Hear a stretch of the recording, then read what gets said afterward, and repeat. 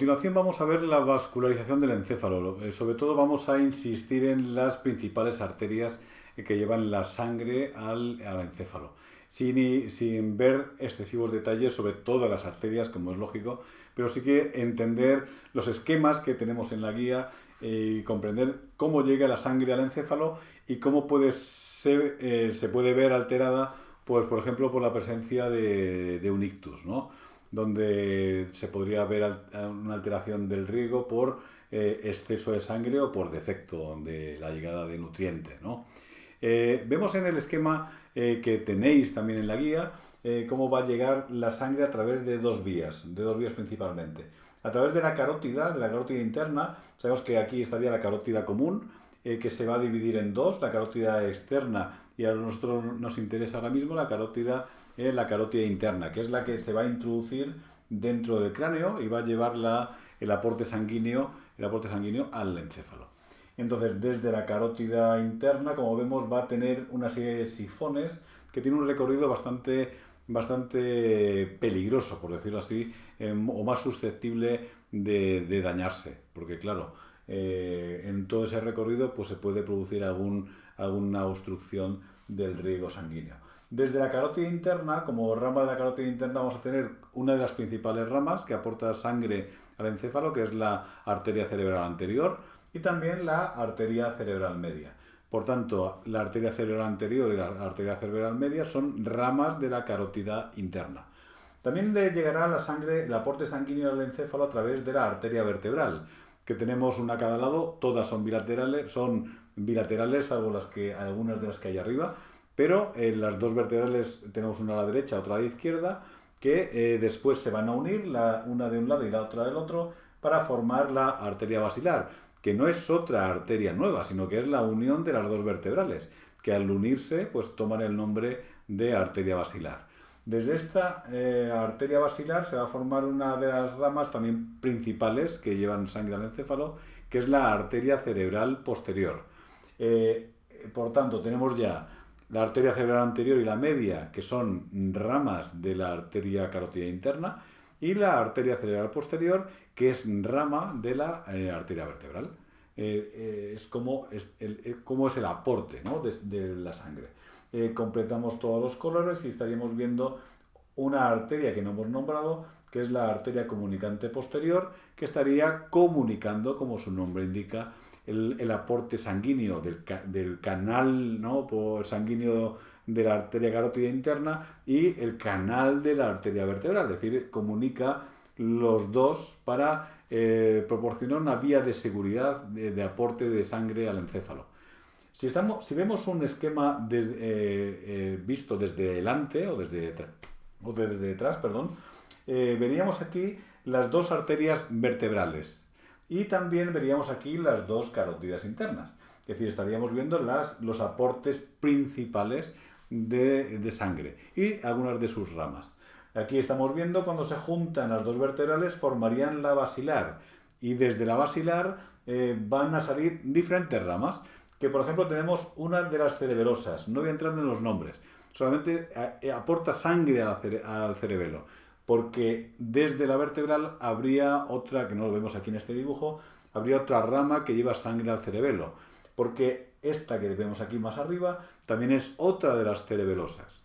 Es decir, que el aporte sanguíneo al cerebelo lo aportan ramas de la vertebral. Por lo tanto, una afectación a nivel de la vascularización a nivel de la vertebral puede generar problemas a nivel del cerebelo.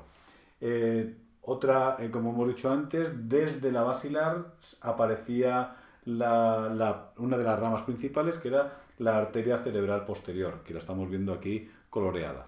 Además de la comunicante posterior, que comunicaba la sangre que venía desde la parte de la vertebral a la sangre que venía desde la carótida interna.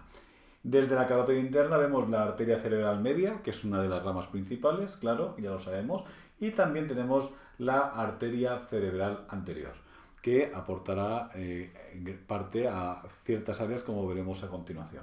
Y la que nos faltaría por ver sería la comunicante anterior, que está comunicando las dos arterias cerebrales anteriores.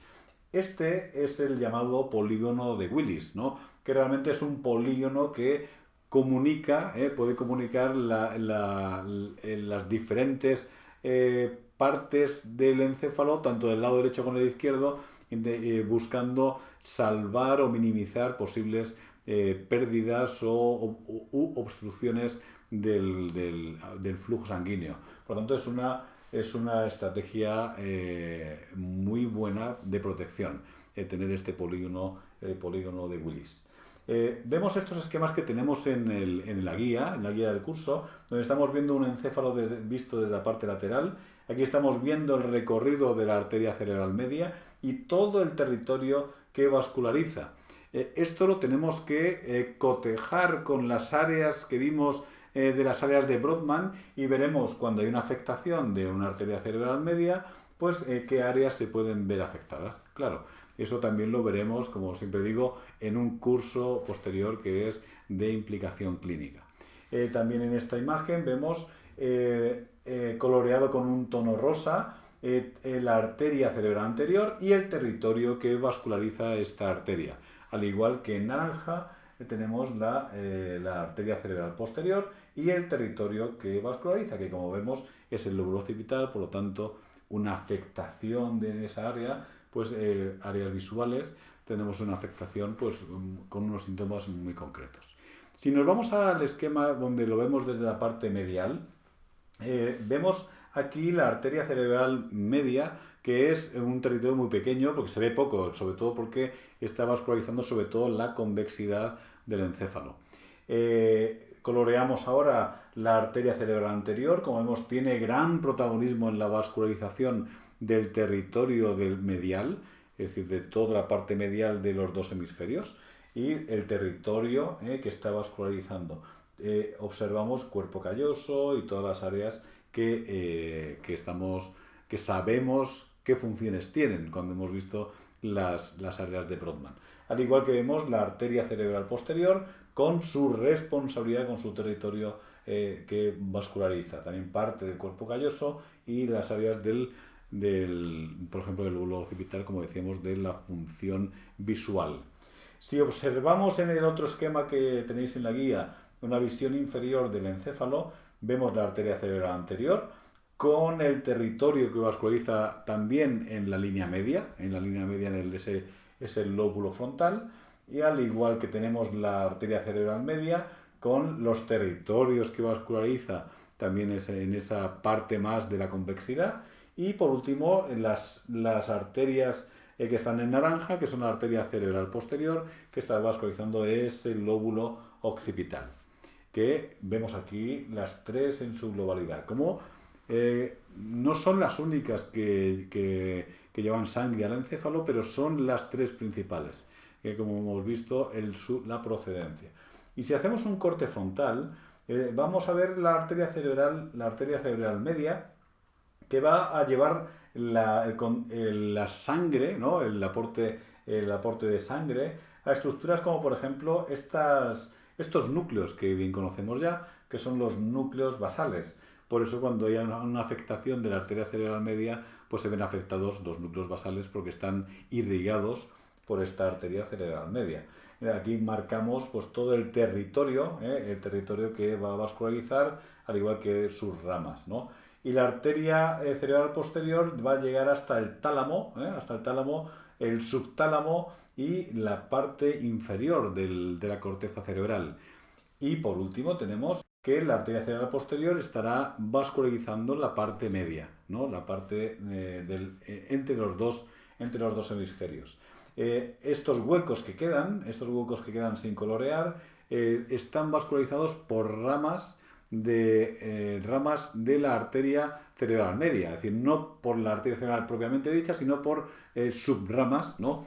de esta arteria cerebral media, que por lo que sabemos que cuando hay una afectación de esta arteria cerebral media, toda esta región se ve afectada, los núcleos de la base, la coordinación de los movimientos, etc., ¿no? Es cierto que hay muchísimos más componentes a tener en cuenta la vascularización en los recorridos de las arterias, pero quiero mostrar solamente las principales para saber cuál es el mapa de la corteza cerebral que está vascularizando cada una de las 3 principales arterias, y por tanto cuando vemos pacientes que tienen afectación de esas zonas, intuir qué funciones se van a poder ver alteradas.